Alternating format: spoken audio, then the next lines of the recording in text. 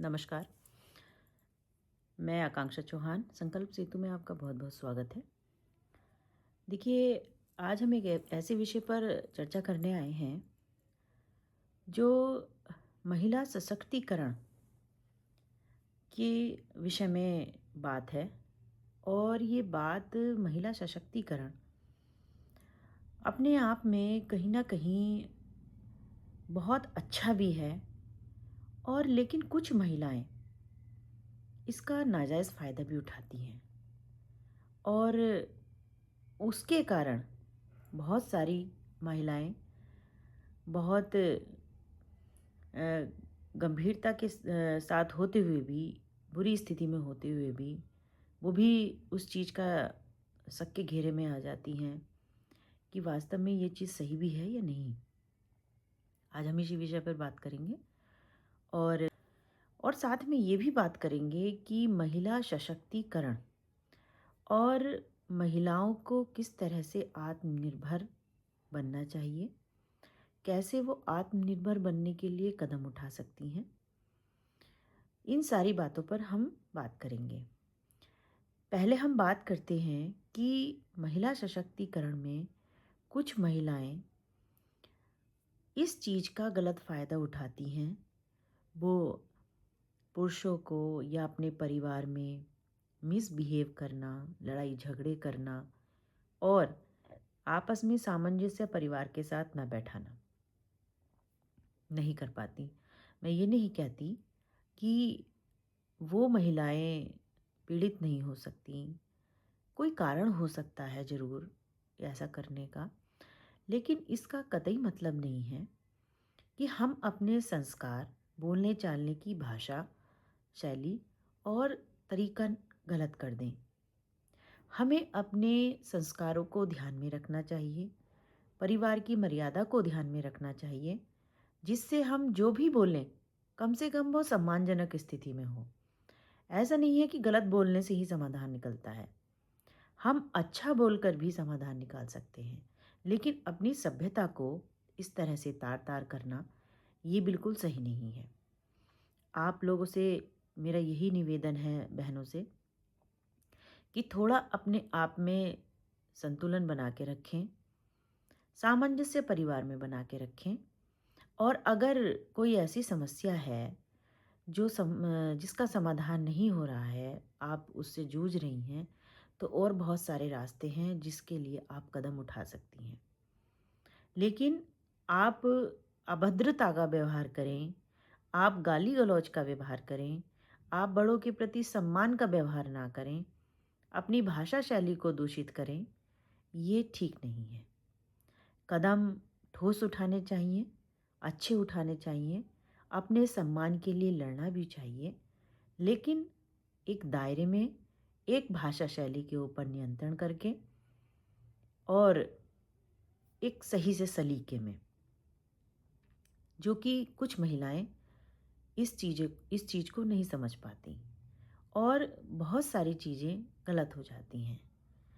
आप इस चीज़ की मर्यादित स्थिति में रहें तो ज़्यादा अच्छा रहेगा। अब हम विषय पे चलते हैं।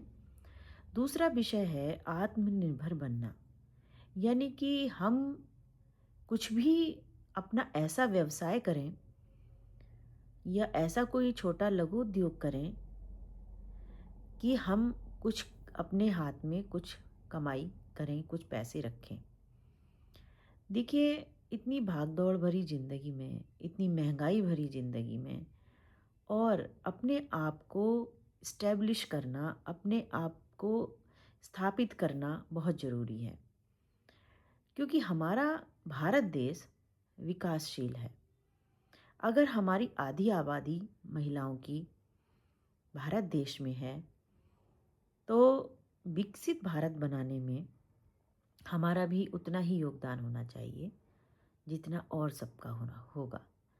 तो हम अगर अपना योगदान नहीं देंगे, तो कहीं न कहीं जो हम एक संकल्प लिए हैं कि हम 2047 तक अपने भारत को विकसित भारत बनाएँगे, तो वो पूरा होने में समस्या आ सकती है।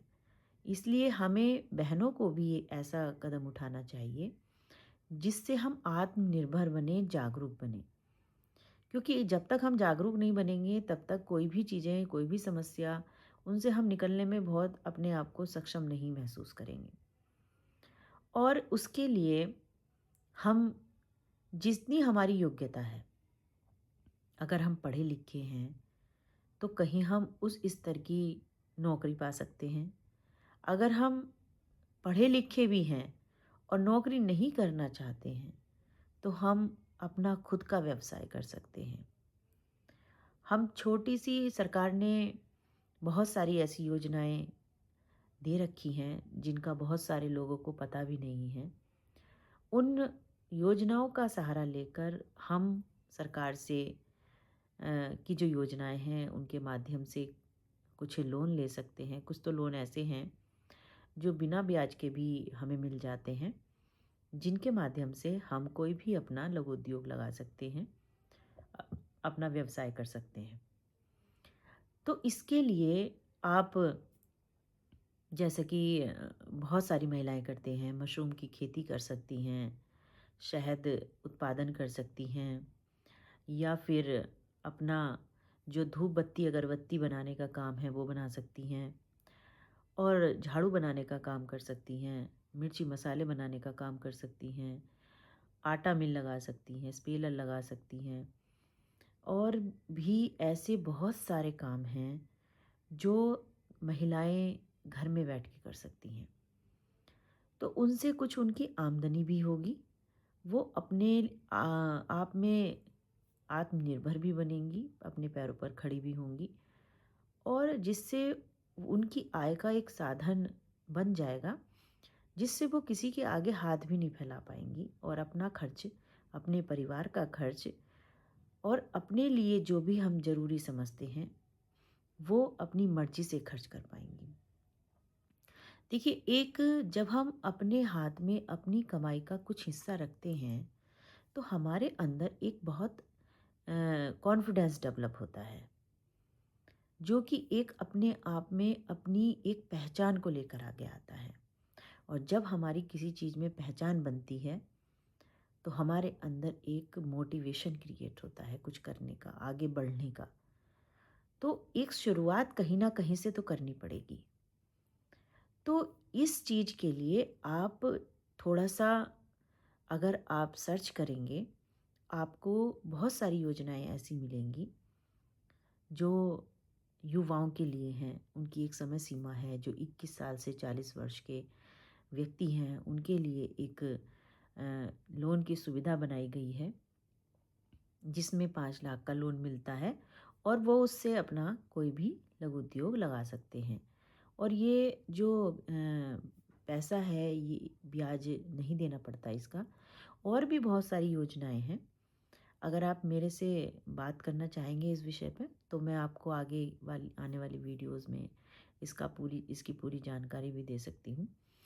लेकिन फ़िलहाल हम इस बारे में बात करते हैं कि महिलाएं किस तरह से अपने पैरों पर खड़ी हों, वो अपना कैसे खुद का स्वरोजगार करें और किस तरह से आगे बढ़ें।